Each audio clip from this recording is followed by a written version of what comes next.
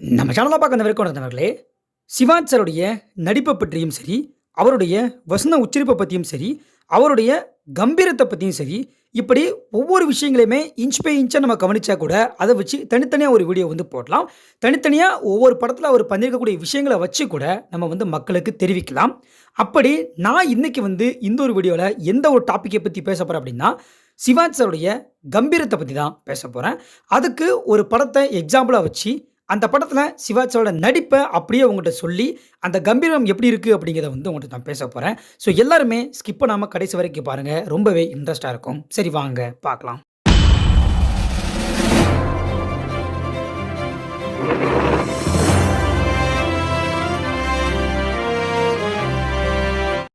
இயக்குனர் மணிரத்னம் டைரக்ஷன்ல பொன்னியின் செல்வன் அப்படின்னு சொல்லக்கூடிய ஒரு படம் வந்து 2 பார்ட்டா இப்போ ரீசென்ட் டைம்ல வெளியாகி பயங்கரமா வந்து வெற்றி பெற்றது. இதுக்கான காரணம் என்ன அப்படின்னா, இது வந்து ஒரு பீரியட் படம். ஓகேவா? பழங்காலத்துல இருந்த ஒரு ராஜராஜ சோழன் அவர்களுடைய வாழ்க்கை வரலாற்று ஒரு படம். ஸோ அதனாலேயே வந்து மக்கள் எல்லாருமே இந்த படத்துக்கு வந்து அந்த அளவுக்கு வரவேற்பு வந்து குடுத்திருந்தாங்க. ஆனா இதுக்கு முன்னாடியே ஓகேவா? இந்த படம் வந்து இப்ப தான் வந்திருக்கு. இந்த படத்துக்கு முன்னாடியே ராஜராஜ சோழன பத்தி ஃபர்ஸ்ட்டு சொன்னது யார் அப்படின்னு பார்த்தீங்க அப்படின்னா, சிவாஜி சார் தான். சிவாஜி சார் மட்டும் தான் அன்னைக்கு வந்து பொன்னியின் செல்வன் அப்படின்னு சொல்லக்கூடிய ஒரு வேடத்துல நடிச்ச ஒரு நடிகர். அதுக்கடுத்து தான் இந்த படமே வந்து வந்திருக்கு.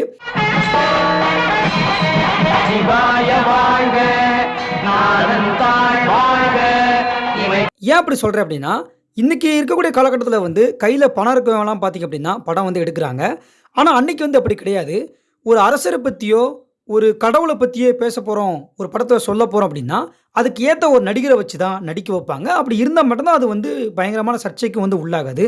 ஏதோ இன்னைக்கு மட்டும் தான் அந்த சர்ச்சை வந்து இல்ல. அன்னைக்குமே வந்து புத்தகங்கள்லயும் சரி, பேப்பர்கள்லயும் சரி, சர்ச்சைகள் வந்து பயங்கரமா வெடிச்சிட்டு இருந்துச்சு. இதனாலே வந்து ஒரு நல்ல நடிகரையோ, அதுக்கு ஏத்தவங்கள செலக்ஷன் பண்ணி மட்டும் தான் அந்த படத்த வந்து எடுப்பாங்க. அப்படி இருக்கும்போது ராஜராஜ சோழன் கதாபாத்திரத்த சிவாஜி சாருக்கு வந்து குடுத்தது அப்படிங்கிறது வந்து ரொம்பவே பெஸ்ட்டான ஒரு விஷயம். அதனால என்னவோ தெரியல, அந்த படம் வந்து இன்னைக்கு தேதி வரைக்கும் பேசப்படுது. முக்கியமா அந்த படத்துல சிவாஜி சாருடைய கம்பீரமான அந்த ஒரு தோற்றம். ஓகேவா? அந்த காலத்துல பார்த்தீங்க அப்படின்னா, இந்த படம் வந்து மிகப்பெரிய வசூல் சாதனைய வந்து செஞ்சது. இதுல இன்னொரு விஷயம் என்ன அப்படின்னா, அன்னைக்கு ஓல்ட மட்டுமே மக்கள் வந்து பார்த்துட்டு இருந்தாங்க. அதுக்கப்புறம் ராஜராஜ சோழன் படம் வந்ததுக்கப்புறம் தான் சினிமாஸ்கோப் அப்படின்னு சொல்லக்கூடிய ஒரு புது விஷயத்த வந்து மக்கள் வந்து பார்க்க ஆரம்பிச்சாங்க. அந்த ஒரு டெக்னாலஜிய வந்து இந்த படத்துல தான் வந்து ஃபர்ஸ்ட் டைம் வந்து கொண்டு வந்திருந்தாங்க. இதனாலேயே வந்து பார்த்தீங்க அப்படின்னா, மக்களுக்கு தியேட்டர் எக்ஸ்பீரியன்ஸ் வந்து ரொம்பவே சூப்பரா இருந்துச்சு. சரி ஓகே. இப்ப நம்ம வந்து சிவாஜி சாருடைய கதாபாத்திரம் பத்தி பேசலாம். ஒரு மிகப்பெரிய சாம்ராஜ்யத்துடைய ராஜா எப்படி இருப்பார் அப்படிங்கிறத நம்ம வந்து தெரிஞ்சுக்கணும் அப்படின்னு ஆசைப்பட்டீங்க அப்படின்னா, ராஜராஜ சோழன் படத்த போய் பாருங்க. அதுல சிவாஜி சாருடைய நடிப்ப போய் ஃபர்ஸ்ட் வந்து பாருங்க. அந்த அளவுக்கு ஒரு கம்பீரமான நடிப்பு வந்து இருக்கும். பொதுவா ஒரு புது முயற்சியில ஒரு படம் வருது அப்படின்னா, அது பயங்கரமான பிரச்சனைகள வந்து சந்திக்கும். அது அரசியல் ரீதியாவும் சரி, டெக்னிக்கல் ரீதியாவும் சரி.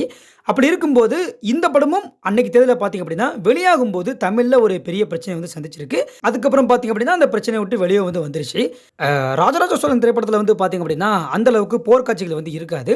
தஞ்சை பெரிய கோயில ராஜராஜ சோழன் எப்படி கட்டினாரு, அவருடைய மகன் ராஜேந்திர சோழன், குந்தவை, விமலாதித்தன், வேங்கு நாட்டு விடுதலை அப்படின்னு சொல்லி எல்லாமே இந்த படத்துல வந்து இடம்பெற்றிருக்கும். ராஜேந்திர சோழனா சிவக்குமாரும், குந்தவையா நடிகை லட்சுமியும், வேங்கி நாட்டு மன்னனா இருக்கக்கூடிய விமலாதித்தன் அப்படின்னு சொல்லக்கூடிய கதாபாத்திரத்துல முத்துராமனும் நடிச்சிருந்தாங்க. முக்கியமா வேங்கி நாட்டுடைய குலகுருவா நடிகர் நம்பியார் வந்து நடிச்சிருந்தாரு. படம் முழுக்க பார்த்தீங்க அப்படின்னா, ராஜராஜ சோழனான சிவாஜி சார வச்சு தான் கதை வந்து நகரும். ஒரு மன்னர் எப்படிலாம் இருந்திருப்பாரு. இப்போ எக்ஸாம்பிள் சொல்ல போனா பார்த்தீங்க அப்படின்னா, ஸ்டார்ட்டிங் ஸ்டேஜ்ல தஞ்சை பெரிய கோயில கட்டுற மாரி வந்து காட்டியிருப்பாங்க. அப்போ ஒரு அரசர் மகளோட அன்பா வந்து பழகுவாரு. ராஜதந்திரத்த தன்னுடைய மகனுக்கு அரசர் வந்து சொல்லிக் குடுப்பாரு. அதாவது சிவாஜி சார் வந்து சிவகுமாருக்கு சொல்லிக் குடுத்துட்டு இருப்பாரு. அதுக்கப்புறம் தன்னுடைய பொண்ண காதலிக்கக்கூடிய ஒரு மன்னன், அதாவது விமலாதித்தன். ஸோ அவர வந்து மதிப்பாரு. அதே நேரம் எதிர்ப்பது போல எதிர்த்துட்டு மகளுடைய காதல சேர்த்து வைப்பாரு.